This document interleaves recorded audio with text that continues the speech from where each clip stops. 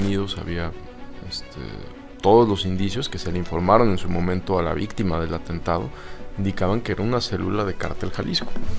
Y así se reconoció hasta el final. Ahora ya fueron algunos sentenciados por la Fiscalía General de la República, que después atrajo el caso de las detenciones que se habían realizado en la ciudad. Sobre el asesinato que cimbró a todo México, la víctima de apenas 34 años participaba en una reunión social privada cuando fue atacada sin piedad. Lo que ocurrió después fue un acto de provocación sin precedentes. Un convoy de narcos con poderío militar ejecutó con brutalidad a Cristian García Harfuch, hermano del hombre que muchos consideran el zar de la seguridad nacional, Omar García Harfuch. La emboscada, en plena autopista Iguala Chilpancingo, no solo apagó la vida de Cristian, sino que envió un mensaje directo al corazón del poder. Analistas no dudaron en calificarlo como un desafío sangriento al Estado mexicano. El gobierno federal respondió con furia, desplegando macrooperativos, drones de combate y fuerzas especiales en una cacería humana que revive las imágenes más oscuras de la guerra contra el narcotráfico. Imagina el escenario. Vas conduciendo por una carretera solitaria en Guerrero. El atardecer pinta el cielo de rojo intenso, cuando de pronto un rugido metálico rompe el silencio. Camionetas blindadas emergen de la nada y bloquean el camino. Hombres con miradas frías, armados con fusiles de grueso calibre, bajan disparando como si estuvieran en un campo de guerra. Así comenzó la pesadilla de Cristian García Harfuch. No fue una coincidencia. Fue un ataque calculado, diseñado para enviar un mensaje en plomo. El hermano del funcionario que sobrevivió a un atentado con bazooka en 2020 ahora caía víctima de una ejecución que heló la sangre de todo un país.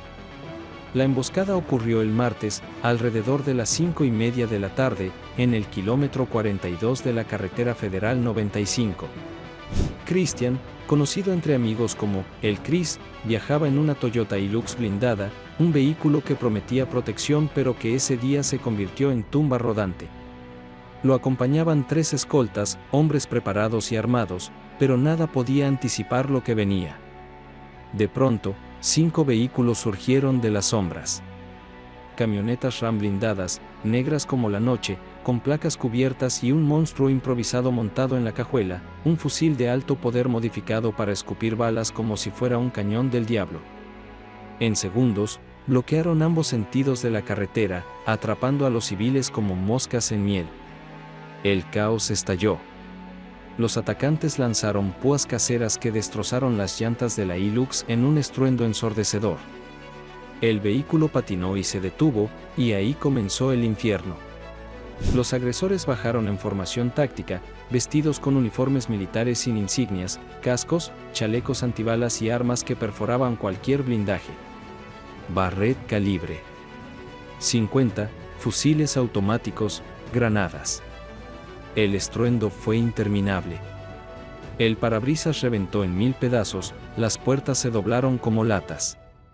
Los escoltas intentaron responder disparando desde dentro, pero fueron superados. Uno cayó al instante. Otro alcanzó a cubrir a Cristian, pero no bastó. Los sicarios se acercaron al vehículo, lo abrieron con violencia y ejecutaron al hermano de Harfuch con un tiro preciso en la sien. En el pavimento dejaron un narcomensaje escrito en una cartulina manchada de sangre: por metiche y por quedarte con lo que no es tuyo. Ya te toca, perro. Atentamente, los de la M. Nadie lo dice en voz alta, pero todos saben lo que significa. Los de la M son la facción del Cártel de los Metas, un grupo que disputa Guerrero con monstruos como el CJNG. El convoy se retiró con la misma velocidad con la que llegó, dejando humo, casquillos y silencio. Testigos aseguran que todo duró 7 minutos eternos, 7 minutos que transformaron el país. Uno de ellos lo describió con voz temblorosa: fue como ver una película, pero real. Y el protagonista era un hombre que nunca pensamos que caería así. Mientras tanto, en la Ciudad de México, la noticia estallaba como pólvora.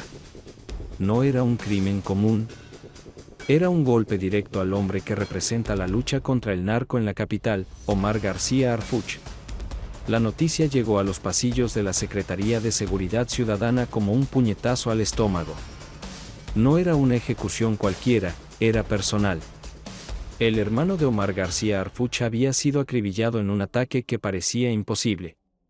Omar, el hombre de rostro de acero, el que sobrevivió a un atentado con bazooka en 2020, se quebró por un instante. Testigos aseguran que golpeó la mesa y ordenó sin titubeos: movilicen todo, que no quede un maldito respirando sin que lo sepamos. Lo quiero aquí, vivo o muerto, pero lo quiero. Esa orden resonó como un trueno. En minutos, la maquinaria del Estado se activó.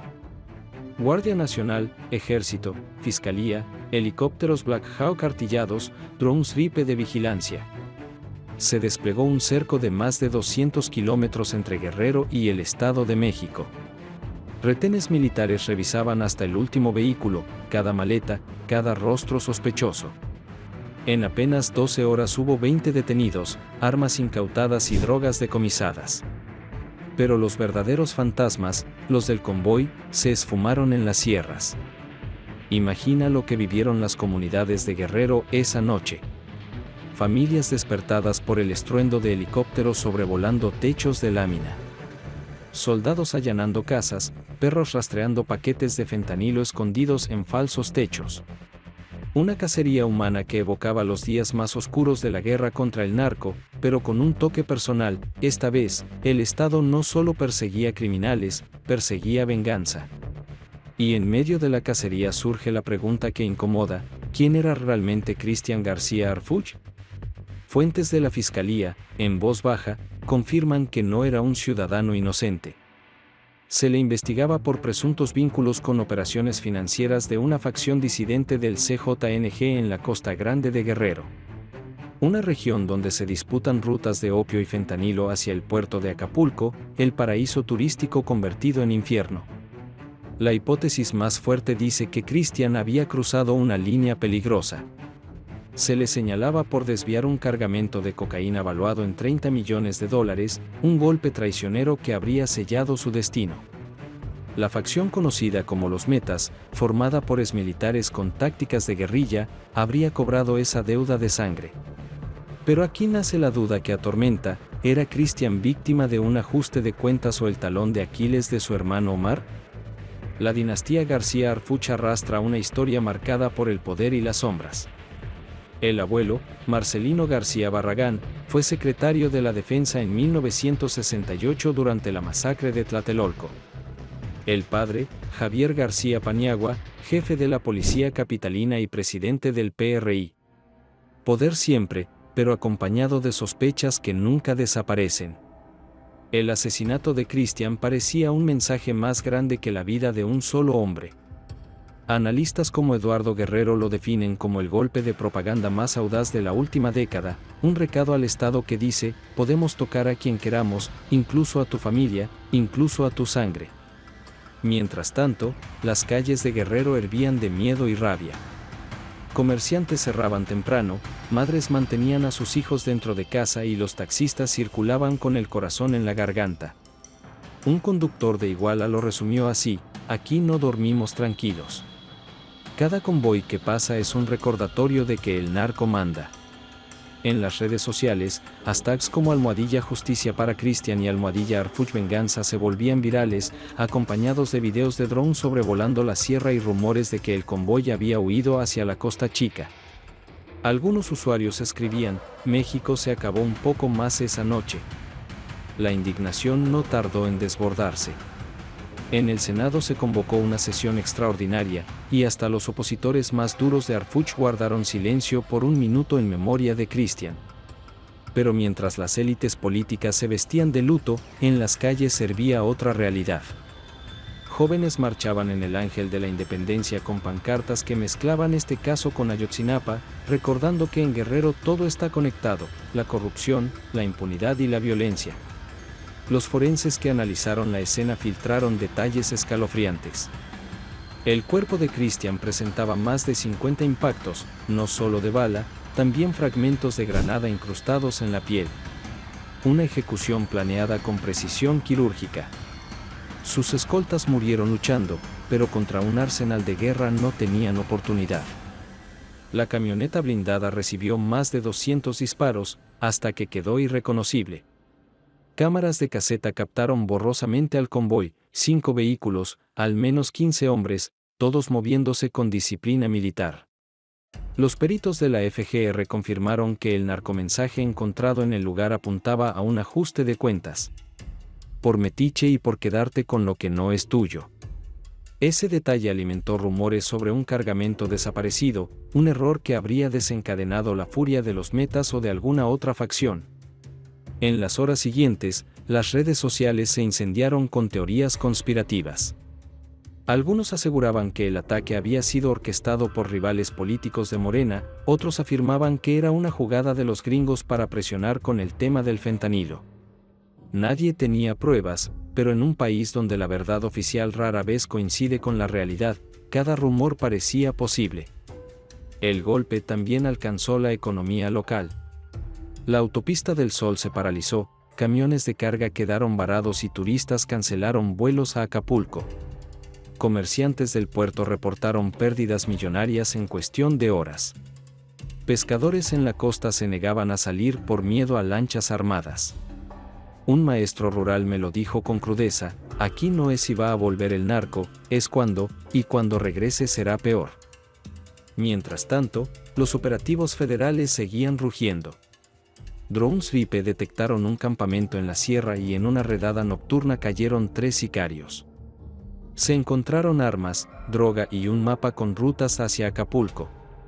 Pero los líderes, hombres con nombres como el Meta o la Sombra, se escabulleron otra vez entre cuevas y montañas. Y entonces llegó la filtración más explosiva. Peritos cibernéticos hallaron en las pertenencias de Christian un teléfono Werner con transferencias millonarias hacia cuentas offshore en Panamá. Movimientos que no cuadraban con un empresario discreto, sino con alguien hundido hasta el cuello en redes de lavado. El hallazgo amenaza con salpicar no solo a la familia, sino a funcionarios y políticos que lo rodeaban. Si se confirma, podría desatar un escándalo que reviva los fantasmas más oscuros del poder. El operativo en Guerrero continúa, pero la pregunta que quema es si la muerte de Christian fue un ajuste de cuentas narco, un mensaje de guerra al Estado o una mezcla venenosa de ambas. México entero contiene el aliento, porque la línea entre víctimas y victimarios se vuelve cada vez más difusa. Lo único claro es que este no fue un crimen cualquiera. Fue un terremoto que sacudió al poder desde sus cimientos, y sus réplicas todavía no han terminado.